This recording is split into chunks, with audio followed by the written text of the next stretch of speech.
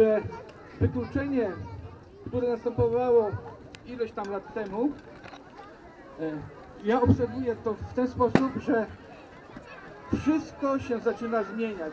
Nasze osoby ze spektrum autyzmu są postrzegane w społeczeństwie, czy gdziekolwiek się udadzą, czy gdziekolwiek z rodzicami są, nie przedstawiają jakiejś sensacji, że się źle zachowują, czy coś źle wykonują.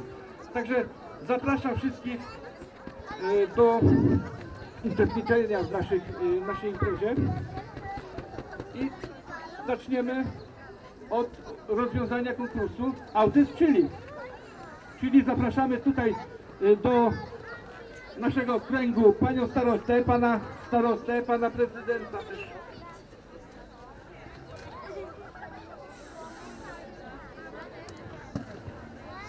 Tu będziemy teraz rozstrzygać. To ładną pracę zrobić. Naprawdę muszę powiedzieć, że pracy jest bardzo duża ilość. Mieliśmy ogromny problem z wyborem, ponieważ wszystkie prace są, ale druga przedstawienie na jedno. Tu komisja konkursowa, która odbyła się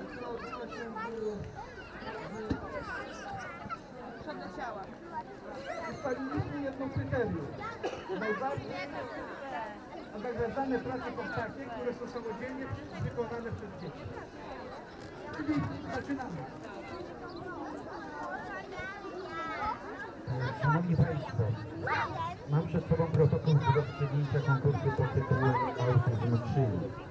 Komisja w składzie pani Joanna Kandzora, pani Irwina Kotowska, pani Marzanna Bruś i pan Arkadiusz Raguza wybrała i wyróżniła następujące prace, których wykonawców bądź przedstawicieli zapraszamy po nagrody, po wyróżnienia.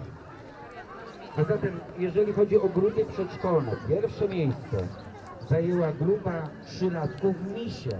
Praca pod tytułem Różnie widzimy, tak samo pragniemy. Brawo dla Misi. Misie i przedstawicieli Misi zapraszamy po odbiór nagrody wyróżnienia za pierwsze miejsce. Może źle zacząłem, powinienem od trzeciego miejsca wyrosło na 5, ale to się poprawię przy następnej okazji. Zapraszamy misie. Czy są misie? Są misie, wydaje, że są misie. Brawo misie! Przepraszam. Nie.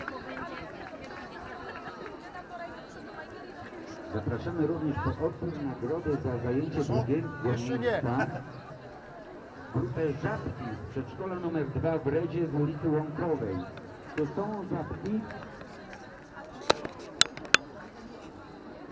Misie nagrody odebrały, a teraz zapraszamy.